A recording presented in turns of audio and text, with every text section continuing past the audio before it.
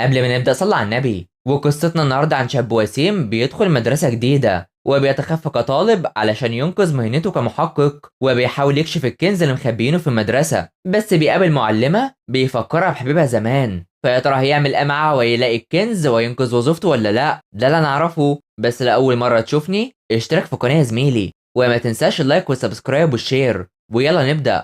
قصتنا بتبدأ مع الشاب الوسيم ده واللي اسمه جون غاي سونغ، وهو بيتكلم في ان حياته الجميلة اتغيرت من بعد الموقف اللي حصل في العملية بتاعته دي. واللي بنعرفه في ان جونغ هو محقق استخبارات وطنية في كوريا، وكان مركز عشان يمسك المجرمين اللي بيهربوا الآثار. بس أهم حاجة انهم يحافظوا على الآثار دي عشان هي مهمة جدا بالنسبة لكوريا، وان شرط ان الأثر ده ما يحصلوش أي كسر. ورئيسه سوق بيحذره علشان لازم يحافظ عليه بأي طريقة، وباركو مساعدته بتحدد مكانه كمان. ومن هنا بيظهر العصابة بيستغربوا منه علشان مش عارفين هو مين أو إيه اللي جابه لهنا.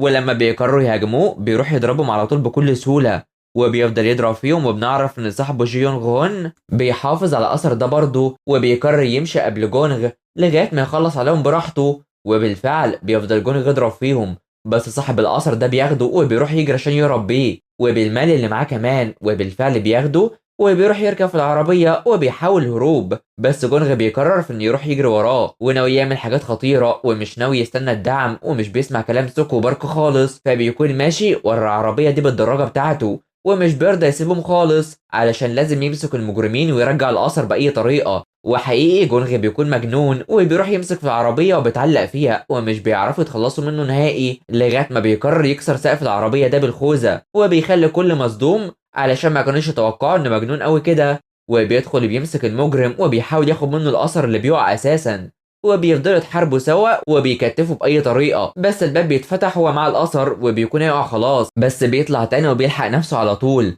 لغايه ما بيوصل لطريق مسدود والعربيه بتعمل حادث وكلهم بيتقلبوا. وبيفضل كل هم جونغ على الاثر اللي بيكون هيضيع منه ويتكسر اساسا، بس العربيه بتتقلب في النهايه وبتولع بكل اللي فيها. فالدعم بيوصل بعد ما الوقت عدى طبعا، وخصوصا صاحبه جو اللي بيخاف عليه جدا ومفكر في ان جون غاي سونغ مات في الحريق ده وبيتصدم. بس فجأة بيلاقي في شخص طالع من بين النار كده ومع المجرم وكمان مع الأثر، وشايف انه فعلا لقب مجنون حاجة قليلة عليه، وبيروح يكمل مهمتهم بالفعل وسط ذهول من جو. فبيروح لسوكو بارك وجو بيسلموا الأثر وبيتبسط في انه كمل المهمة ده على خير، وبيشكر في جو وبيروح يشوف التمثال وحابب انه يكون كويس عشان اكيد ما حصلوش اي حاجه. وبيقرر يفحصه بس بيلاقي ان في حاجه غريبه حصلت فيه وان دراعه مش موجود كمان. وبارك بتشوف ان دراعه اتكسر وبيشكوا في ان جونغ ضرب النار على تمثال وبيفكروا فيه، بس بيفتكر وقت انقلاب العربيه وان هو ضرب الرصاص على التمثال وبوظه حرفيا. فسوك بيروح لقائد الفريق كونغ وبيلومه بسبب اللي حصل ومش عارفين هما يتصرفوا ازاي، ومفيش حل غير ان جونغ هيسونغ يمشي من الفريق بدل ما يلوموه هو. ومش بينفع معاه كلام سوق خالص في انه لازم يفضل معاهم علشان هما فريق سوا، وبيرضى له انه عنده استعداد يعمل اي حاجه وبيديله الملف ده اللي بيصدمه جدا. فبيروح يجتمعوا سوا وشايفين في انهم مش محظوظين خالص، وجو مش عارف ازاي عايزين جونغ يمشي من معاهم بسبب حاجه زي دي، وعشان كده سوق بيعرفهم في انه يكلفهم بمهمه تانية ودي الفرصه الوحيده علشان جونغ يحافظ على مهنته دي. وهم في ان في ثانويه بونغيمون اللي اكيد عارفينها، خصوصا انها ارقى مدرسه في كوريا واتأسست من زمان، بس مؤسسها كان بيسرق الكنوز الوطنية ومخبي الدهب فيها وكان خاين لكوريا، وده في وقت الأزمات. وإن قيمة الدهب ده حاليا بيعادل 800 مليون دولار، بس في وقت سقوط احتلال اليابان لكوريا كان متخفي وقرر ياخد أي دهب معاه وإنه يخفي الدهب ده في مكان معين لغاية ما حد يلاقيه. وده أشبه بالقصة الأسطورية، وكان مفكر ده لغاية ما مدير ورثة بيكا موجودة بالفعل وان في شخص في المدرسه عارف مكانها، او على الاقل هيلاقوا كل السبائك اللي متخزنه موجوده في مكان في المدرسه. ولازم جون غايسونغ يروح للمدرسه ويمثل في انه طالب هناك ويعرف يتخفى علشان يعرفوا يوصلوا للذهب المتخفي ده. وبيتحمس قوي، بس جونغ بيكون مش عارف هو ازاي يرجع للمدرسه من تاني وشايف انه اصغر واحد فيهم اصلا، ومستغرب ان جو في العشرينات عشان شكله اكبر من كده بكتير. وبيكون ناوي يتخفى كمعلم بس سوق بيرفضه وبيعرفه ان دي فرصتهم الاخيره، وبيحاول يقنعه يكون طالب في المدرسه ويحلوا القضيه دي وبيمسكوا الفاسدين ويلاقوا الذهب عشان يساعدوا كوريا من تاني. وبيحاول يأثر في جونغ. فبنروح للبنت دي اللي بتكون بتحتفل وبتغني وبتكون بتحتفل بالمدير بتاعها، والكل فرحان بيها وشايفين في انها مغنيه كويسه، والحافة انها بتكون بتغني مديرها وبيكونوا دول معلمين في المدرسة اصلا. والبنت دي اسمها اوسو وبتحاول تتودد ليه علشان تتعين بشكل كامل في المدرسة، وبيفضل يخليها تشرب وبيحاول يتأمر عليها وإنها تشرب أكتر، بس بيحاول لجون في إنه يشرب مكان أوسو ويدافع عنها، بس كون غضب بيخليها تشرب هي، وعشان كده بتصر في إنها اللي تشرب رغم إنها مش بتتحمل الشرب أساسا، وكلهم مش عايزين ده يحصل. فبيعدي الوقت وبتكون سكرت على الآخر وبتمسك في الكل، وبتروح تجري تمسك في نائب المدير وبتطلع شعره في ايدها، والكل بيتصدم في انه لابس باروكه وانها عملت كده وده فوقها اساسا. وبتروح لبايك كوان غدو وبتخليه يفضل، وهي بتركب التاكسي وبتهرب منه على طول، وبيفضل مصدوم وواقف زي ما هو. فبنروح لجون غايسونغ اللي بيفضل قاعد يشرب، وبيفتكر كلام زمايله عن انه ممكن يمشي ولا لا، علشان هما كانوا بيستغلوا النجاح بتاعه ده علشان هو يعتبر اللي كان بيحل كل حاجه في الاستخبارات الوطنيه، وبيكون حزين. فالسو بتروح المطعم ده واللي فيه جونغ وبتروح تقدم لها حساء السمالة، وصاحبة المكان مش طايقاها عشان بتيجي على طول لما بتسكر، وبتروح تركز في جون غايسونغ وهو بيشرب وشايفه في انه وسيم جدا وبتركز فيه، وبترسم كل احلامها عليه بقى وكده. وبيسمعوا في انه صاحبة المكان بتتكلم مع الطلاب دول اللي رافضه انها تقدم لهم عشان يشربوا بما انهم لسه طلاب، وعشان كده اوسو بتروح له وعايزه تعرف هم في اي مدرسه، وبيتريقوا عليها وبيروح يتدخل، وعلشان كده اوسو بتروح له وعايز تعرف هم في اي مدرسه وبيتريقوا عليها، وبيروح يتدخل عشان باش تتدخل في اي حاجه خاصه بيهم، وبيفضل يتريق عليهم عشان مش مصدقين في انها بتقف في وشهم عادي كده وعايزه تطلب لهم الشرطه، بس هو بيفضل يهدد فيها، بس جونغ بيدافع عنها على طول. ولما بيجي يتخانق معاهم بيضربهم كلهم على طول وده بكل سهوله، ولما بيكون هيتضرب وبتدافع عنه كمان وبتخليهم يدفعوا قبل ما يمشوا وبيجروا على طول.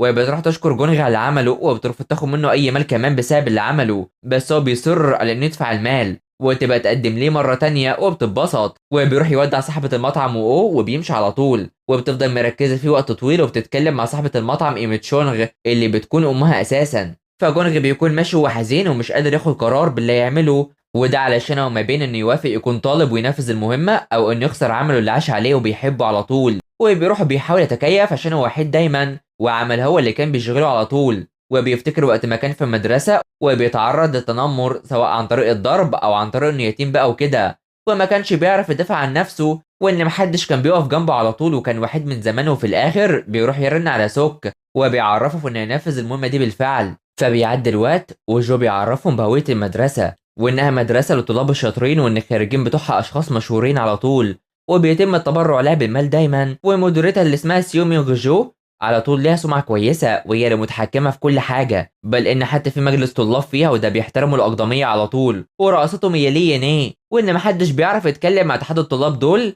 والافضل ان يتجنبهم او ما يعملش مشاكل معاهم. وبيروح يعرفوه في انه يكون ليه خلفيه، وبارك بتوري له معلومات الجديده وانه ليه انتقل وكل معلوماته، وانه بيعيش في سول لوحده، وبتخليه يحفظ الاختصارات دي علشان يعرف يتكلم مع الطلاب بنفس اسلوبهم، وبتخليه يحفظ كل حاجه هنا، وان الطلاب هناك واهلهم مش طبيعيين فبلاش يتورط معاهم في اي حاجه بدل ما هويته تتكشف، وان العمليه هتبدا يوم الاثنين ولازم يستعدوا كويس. وبيفكروا في ان ممكن الدهب ما يكونش موجود فعلا في المدرسه ولا لا، وان ده ممكن من تخطيط المدير كونغ عشان يطردهم كلهم، بس سوك بيطمنهم وبيمشوا على طول وبيشكوا في وجودها ولا لا، بس ما فيش قدامهم اي خيار تاني وبيمشي. وبيعرفوا في ان خالته هتزوره قريب فلازم يخلي باله ويعيش طبيعي عادي، وبالفعل بتروح وبتهتم بكل حاجه. واللي بنعرفه ان بيحاول يبينه في انه كويس قدام خالته واللي بيكون اسمها اوك واللي بتكون عايزه تتجوزه وبتمسك سوك بقى، واللي بياكل مع بنته يوجونغ.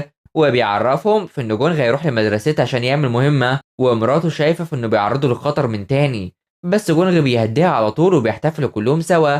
فبيعدي الوقت وجونغ بيفوق علشان يستعد بما ان النهارده اول يوم في رجوعه للمدرسه من تاني، وبالفعل بيجهز وبيروح عشان يمشي وبيروح يودع ابوه. فبيكون راح للمدرسه بالفعل وباين عليه انه صغير فعلا ولا على اكتر انه لسه طالب في المدرسه، وبيروح يقف قدام اتحاد الطلاب اللي بيبعدوه على طول واللي منهم بتكون بنت خالته يوجونغ.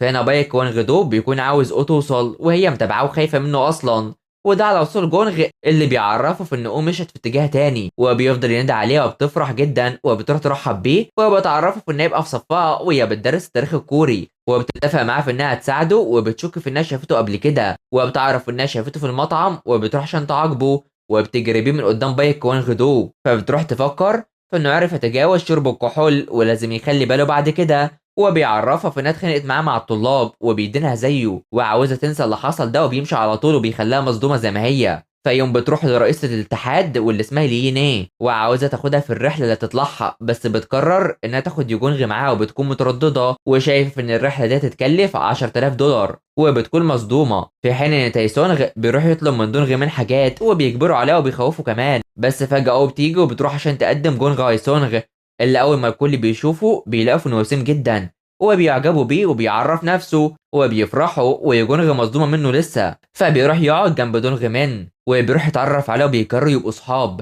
بس يو بترسله وبتعرفه في إنه يقابلها بعد الفصل أحسن، وبالفعل بيخلص وبتروح له جري وشايفه في انه ازاي يكون هنا كطالب وما كانتش مفكره يكون كده، وبتقرر تساعده مقابل انه ما يعرفش اهلها حياتها ازاي في المدرسه وبتمشي على طول. فبيروح يستعد للمهمه بتاعته بس بيكون بينام، ولما بتيجي تفوقه بيكون هيضربها على طول بس بتعدي الموضوع على طول. فبيروح يشوف حاجات جديده عليه وبيعدي منها وبيلاقي في حاجات غريبه في المدرسه وبيخبطوا فيه بيبهدلوه كمان ومش عارف ايه اللي رجعه هنا تاني وشايف انه هيتعذب. فبيروح يمشي وبيلاقي ان البوابه دي ممنوع اي حد يقرب منها، بس هو بيقرر يدخل على طول وبيروح يصور كل مكان بيمشي فيه وبيشوف ثغرة عشان يعرف يدخل جوه المبنى بس مش بيعرف. وفجأة بيشوف ان تاي بيتنمر على دونغ مان وبيجي يتجاهل ده بس بيخبط وبيشوفه على طول وناويين يتنمروا عليه، وخصوصا ليم وتشول اللي مع تاي، بس بيفتكر كلام سوك ليه انه بلاش يتعصب ويمسك نفسه وبيستغربوا منه وبيخافوا، بس بيقرر يسمع كلامهم وبيضربوه على طول. فأو بتقول ان الطالب الجديد كان بيتخانق في مطعمهم ومذهولين منها